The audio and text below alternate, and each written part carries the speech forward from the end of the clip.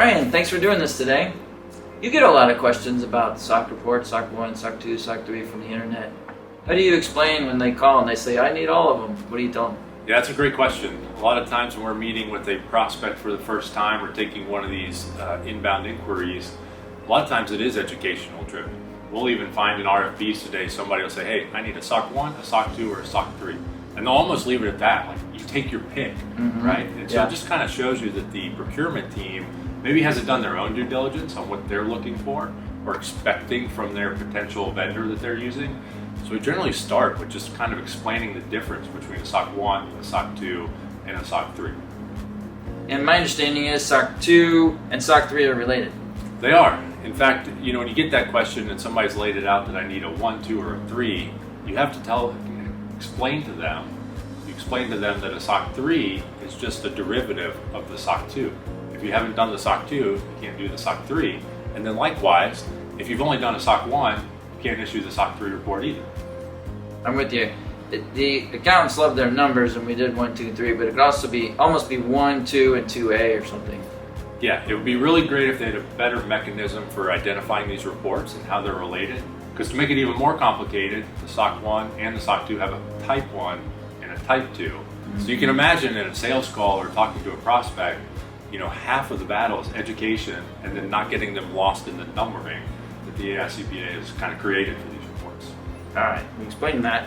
Tell me about the difference then between a 2 and a 3. We said 3 is a part of a 2 or a subset.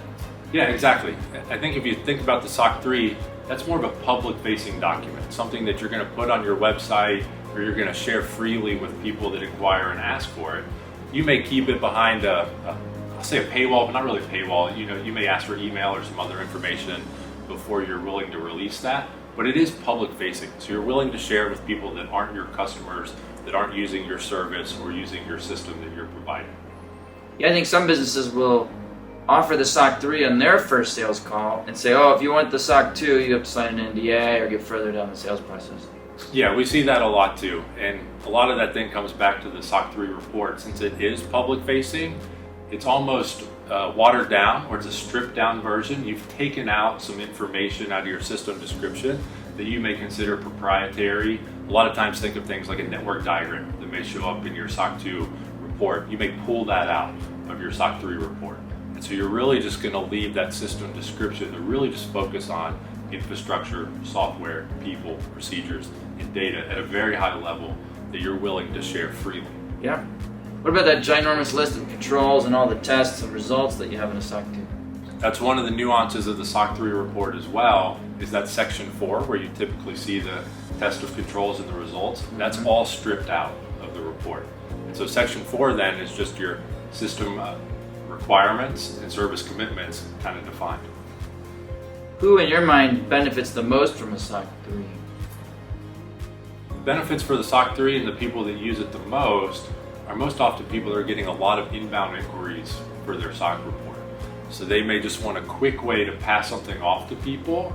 So if you're a software as a service, platform as a service, you're going to get a lot of those inquiries before you've even gone down the sales process with a potential customer. Yeah. They're looking to do some kind of due diligence on their own before they get started with you. So it's an easy way to have a document that's publicly available and kind of helps that process so people have an idea about your security posture. Yeah, thanks. Maybe one more question. What's the process if a SOC 2 exists to add it to the current reporting cycle? We tend to tell people on average it's probably 10% more work. And what's interesting about the workload for the SOC 3 is it's mostly on our end as the people working on the audit and the practitioners, because we're going to help our clients navigate those changes in that system description. And then it goes back to the client, they review, they edit, maybe they need legal, maybe they need somebody else to take another look at it.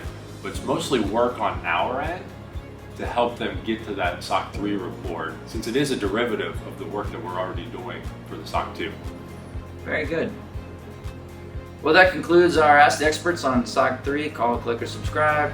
Thank you very much.